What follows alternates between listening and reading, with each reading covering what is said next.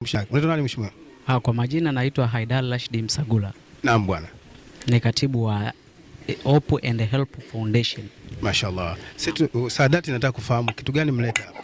Hapa tumeleta zawadi tofauti tofauti kwa ndugu zetu ambao wanaishi katika kituo cha Malkazi Swahilina Foundation ili kuwapa tabasamu na wao, kwa sababu ni jamii kama jamii nyingine. Kwa hiyo sisi tumewiwa kutoa hichi tulichonacho kwa ajili ya kusaidia na wao wajione wapo katika jamii ya kawaida. Unadhani umefanya jambo jema?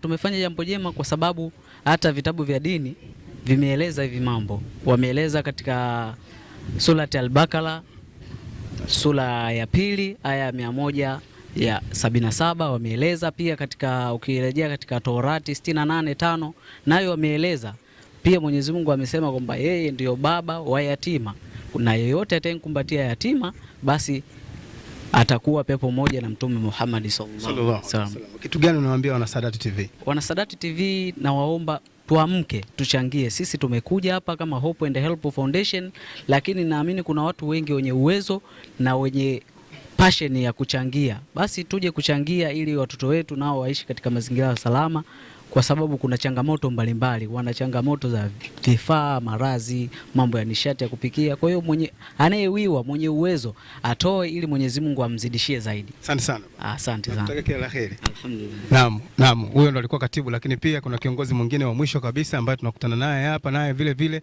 anataka kujielezea mawili. Naam mheshimiwa, habari yako?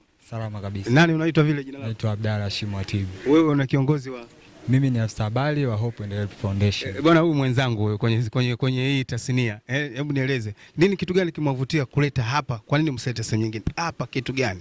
Nadhani hii sio sehemu ya kwanza kuja, kwamba tunawafikia wote ambao wana uhitaji.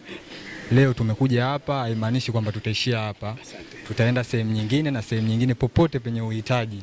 Watoto wanaolelewa kwenye mazingira mabovu, watoto yatima, wenye uhitaji wote sisi tunafika. Sio hapa kwamba tunaishia hapa au tumeanza hapa. Kuna sehemu tumeenda, pia kuna sehemu tutaenda, Mungu akitubariki inshallah. Kwa watazamaji wa Saadati TV unawaasa nini? Watazamaji waendelee kufuatilia Saadati, kwa sababu isingekuwa hii leo hii tusingekuwa tunazungumza hapa. Labda tungekuwa tuko online kama sasa hivi. Na waasa tusaidie, tuchangie jamii. Hiyo ndio kitu ambacho Mungu ametuagiza. Kwako wewe, kwa neno la mwisho kabisa kwa jamii?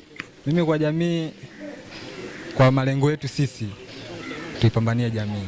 Popote penye uhitaji tufike. Iwe ni kuchangia, sio kuchangia hela tu, hata mawazo pia ni kuchangia. Inshallah. Ndio. Asante sana. Asante sana. Nakutakia kila la heri. Shukrani. Safari njema. Asante sana. Shukrani sana. Na mtazamaji wa Saadati TV popote ulipo duniani, mimi ni Yusuf Kanokole, nyuma kamera.